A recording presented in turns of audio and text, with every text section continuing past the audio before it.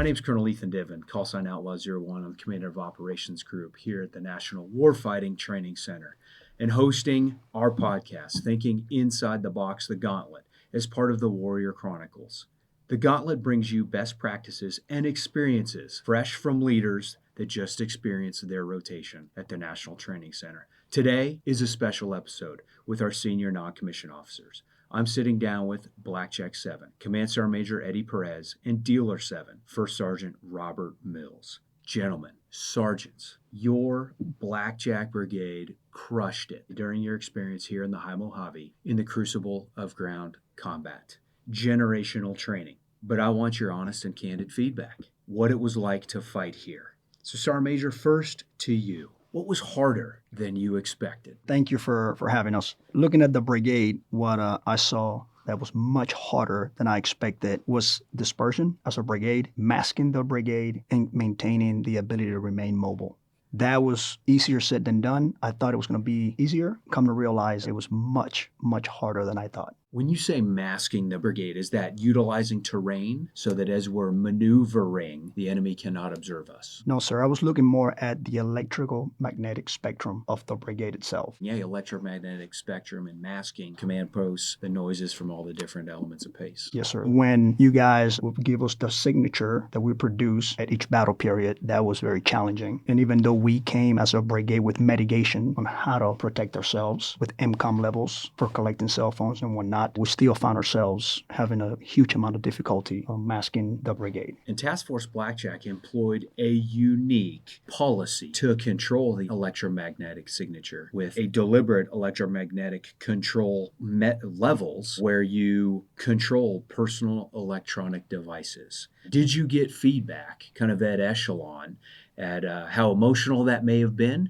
and the return on your investment? We have. So far, we think it's worked. It's a policy that we expected soldiers to follow. And of course, it's one that involves trust at echelon as well. It's no different than if we were deployed in a real combat theater. Currently, right now, we don't collect cell phones. But if the time comes, you will be required to maybe seal your phones, turn them off and seal them. And then another higher, depending on the threat that we see, you trust your leaders to do the right thing. And at one point, maybe collect cell phones if needed, but not from the very get-go. We have found that to be very successful when it comes to trust. So yes, absolutely, some good feedback. Can we do better? Yes, we definitely can do better. And so a best practice, beginning at home station, establishing some rules where based on threat levels and vulnerability and what the brigade's doing, allowing troopers to maintain their phones, and then reducing activity, so not allowing location services to potentially show our adversaries where we are, and then when the time comes to potentially get ready to move to tactical assembly areas in LD, then we turn them off, put them in what we would call evidence bags and seal them, but allow troopers to maintain accountability. And then if it really got significantly dangerous to maintain those, collect them up in a professional but controlled way. I would offer that has been a best practice that we've seen brigades come through here, and you were very disciplined and very professional in how you managed that.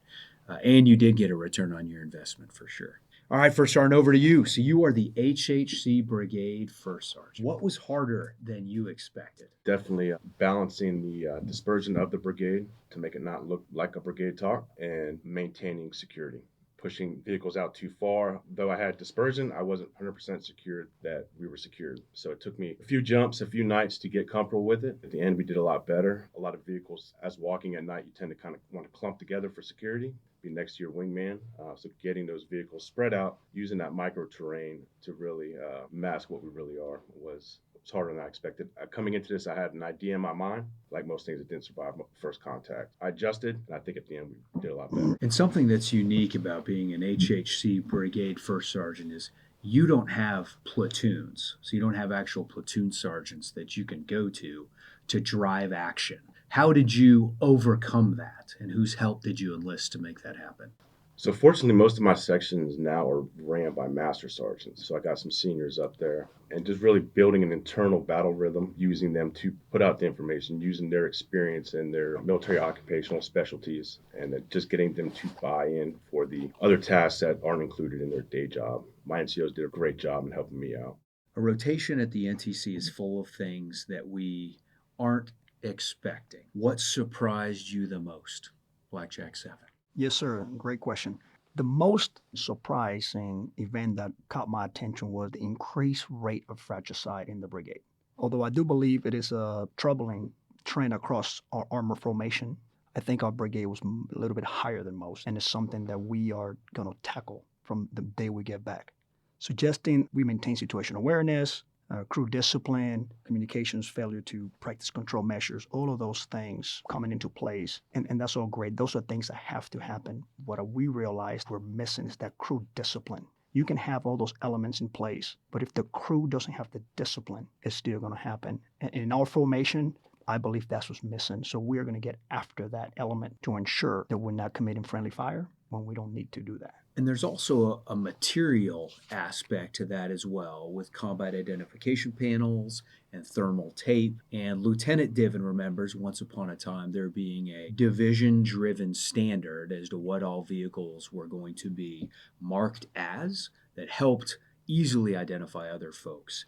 I know you're working with Pegasus 7. Is there efforts across the senior NCOs in the 1st Cavalry Division to reestablish that? Yes, sir. Pegasus 7 was here. He's also very alarmed about our ability to identify targets. And of course, all the marking procedures that you just talked about, whether it's thermal tape, CIP panels. However, the fundamental element, it still remains with that crew discipline. When gunners are firing without fire commands, when gunners are doing X without the commander telling them to fire, that involves that crew discipline that we got to get after. It's a cultural thing, and we will have to get after that in order to maintain that lethality. What are you most proud of for the brigade? Yes, sir. What I am most proud of this brigade is our ability to adapt and learn, given that as a brigade, we were just put together. Leaders were coming to our formation and being part of this Blackjack Brigade as we were flying into the National Training Center. So having that ability to adapt and overcome a well-thinking enemy and dangerous terrain, that's what makes me the most proud. Our ability to remain a learning organization and show that although we came in like this, we could do more with less. First start to you. What was harder than you expected? The dispersion and the security of the brigade talk. Why was that hard? Just trying to balance the dispersion and ensuring that we also were secure. Once you get too spread out, there's holes in your line, but also making sure the talk was functional, placing the right vehicles and the right people in the locations that made sense.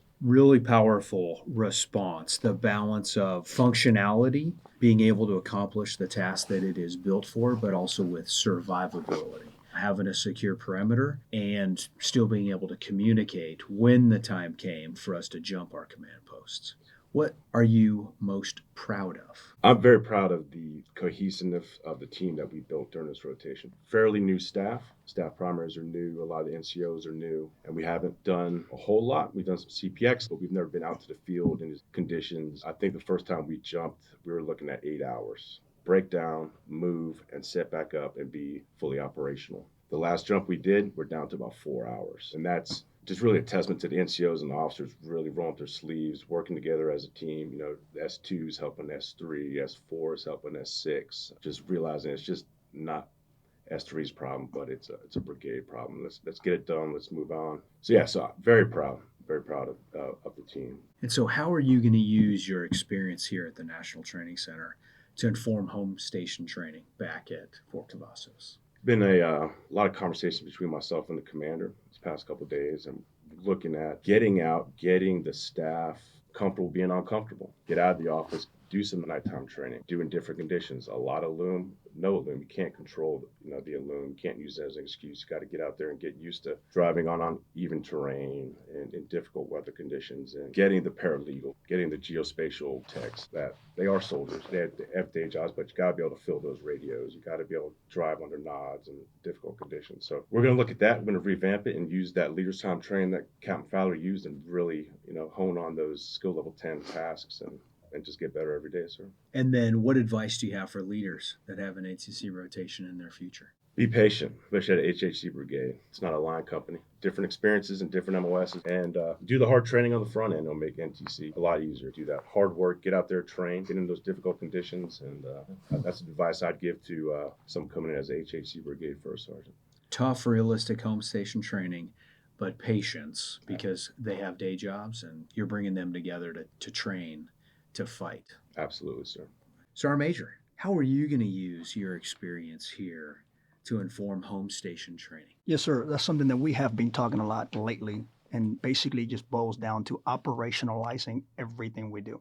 When I mean everything, I mean even when we pick up parts of the SSA, we build a log pack, whether it's 2 LNTVs and a PLS, and then you move as a convoy. That forces people to check 5988s, dispatches are being done and correct. QAQCs, radios, JBCPs, everything happens. It is a multi-echelon event. You pick up your parts, you drive back together. To that point, we will operationalize everything. And that will be the advice that I have for anyone coming into the National Training Center, trying to operationalize everything you do. Whether it's a gunnery, there's no such thing as an administrative move. From the moment you draw weapons to PCC, PCIs, to tanks or Bradley staggered turrets over the side, that pre-combat check inspection by the platoon leadership, to LD, to conducting herringbone operations before you hit the range. Everything is operationalized would be my best advice for anyone coming into the National Training Center. Now, after our first battle period, you created some guidance that went out through the NCOs inside Task Force Blackjack that were stand to procedures for the brigade. What did you observe or not observe that led you to want to communicate that from the Brigade Command Sergeant Major? Yes, sir. Before coming to the National Training Center, I've been fortunate to have some friends who have negotiated here at the National Training Center, and given their lessons learned, one of the biggest things that they were not able to get after is that readiness, that stand to readiness, right? Having the ability to defend and be ready to go when the time came. So coming in, I already knew that I wanted to be ready when the time came.